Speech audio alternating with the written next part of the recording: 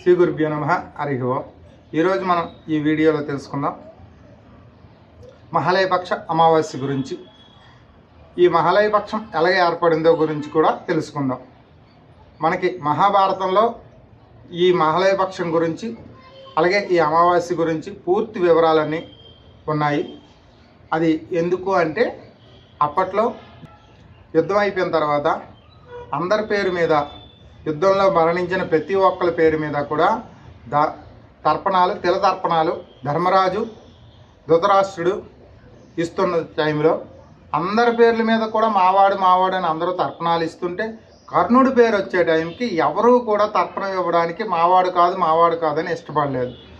ఆ సమయంలో కర్ణుడు యమలోకంకి వెళ్ళినప్పుడు అక్కడ అన్ని రకాలైన రాచమర్యాదలు ఉన్నాయి, కానీ తినడానికి తిండి లేదు, తాగడానికి నీరు లేని పరిస్థితిలో కర్ణుడు యముడితో అడక్క, యముడు నువ్వు అన్ని రకాల దానాలు చేసావు, అన్నీ కూడా వజ్ర వైడూర్యాలు మరకతాలు అన్ని రకాలు చేసావు, కానీ నువ్వు తిండికి నీరుకి దానం చేయకపోవడం వల్ల నీకు అది లభించలేదు.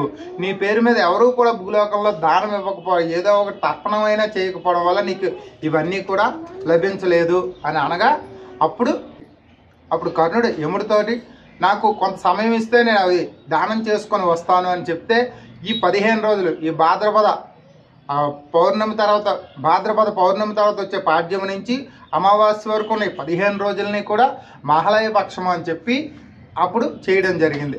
అంటే ఆ సమయంలో కర్ణుడు భూలోకంలోకి వచ్చి చలివేంద్రాలు ఏర్పాటు చేసి అన్నదానాలు చేసి ఇవన్నీ చేసుకొని మళ్ళీ యమలోకంకి వెళ్ళి అవన్నీ అనుభవించాడు అనమాట. అదేవిధంగా మనం ఇప్పుడున్న కాలంలో అవన్నీ జరగవు కాబట్టి మనం వాళ్ళ పేరు మీద, మన పెద్దల పేరు మీద, మన వంశంలో ఉన్న పెద్దలందరి పేరు మీద చలివేంద్రాలు కానీ, అదేవిధంగా అన్నదానాలు కానీ లేదా స్వయం పాకాలు కానీ మనం ఇవ్వడం వల్ల మనకి ఆ పెద్దలందరికీ కూడా తిండి నీరు లభిస్తుంది ఆ యమలోకంలో. పైకి వెళ్ళిన కర్ణుడు యముడితోని ఈ 15 రోజులు వాళ్ళ తిథులతో చేస్తారు కదా, తెలియని వాళ్ళ గురించి ఏంటి అంటే అప్పుడు అమావాస్య రోజు ఎవరైతే తమ యొక్క పెద్దల పేర్ల మీద దానాలు కానీ, ధర్మాలు కానీ, అదేవిధంగా స్వయంపాక దానాలు కానీ, అన్నదానాలు కానీ, నీటి దానం కానీ, అదే నీటిని వాళ్ళ పెద్దల పేర్లు చెప్పుకొని వదలడం కానీ చేస్తే వారికి మంచి జరిగి యమలోకంలో వాళ్ళకు కూడా తిండి నీరు అన్నీ కూడా అందుతాయి. అదేవిధంగా వాళ్ళందరికీ కూడా వాళ్ళ వంశం కూడా వృద్ధి చెందుతుందని చెప్పడం వల్ల ఈ మహాలయపక్ష అమావాస్య అనేది ఏర్పడింది అప్పటి నుంచి. అందుకనే ప్రతి సంవత్సరం మనకి పెద్దలు అంటే చిన్న వయసులోనైనా మధ్య వయసులోనైనా పూర్తిగా అనుభవించైనా చనిపోయిన ప్రతి ఒక్కరిని కూడా మన పెద్దల కింద మనం భావిస్తాం. కాబట్టి మన పెద్దలందరికీ కూడా ఈ మహాలయపక్ష అమావాస్య అంటే భాద్రపద అమావాస్య రోజు వాళ్ళ పేరు లేకపోతే మన వంశ పెద్దలు అని చెప్పి మనం ఎవరికైనా సరే దానం కానీ, అదే మన కోవిల్లో ఉన్న అర్చకులకు కానీ, లేదా ఆ కోవిలు బయట ఉన్న భిక్షగాలకు కానీ, లేదా ఒక అనాథ ఆశ్రమం కానీ, లేదా అన్నదాన సత్రంకి కానీ వెళ్ళి మనకి వీలైనంత బియ్యం కానీ, లేదా వాళ్ళు ఆ రోజుకు వండుకునే విధంగా కొంచెం బియ్యం, ఒక కూర, కొంచెం పప్పు, చింతపండు ఇలాంటివన్నీ కానీ ఎంతో కొంత దక్షిణ పెట్టి వాళ్ళకి ఇస్తే వాళ్ళు తృప్తి చెంది, మన పెద్దలు ఇంకా తృప్తి చెంది మన వంశం ముందుకు వెళ్ళడానికి, మన వంశ అభివృద్ధికి, మనకి వంశంలో వచ్చే చికాకులన్నీ పోవడానికి, ఇబ్బందులు దోషాలన్నీ తొలగడానికి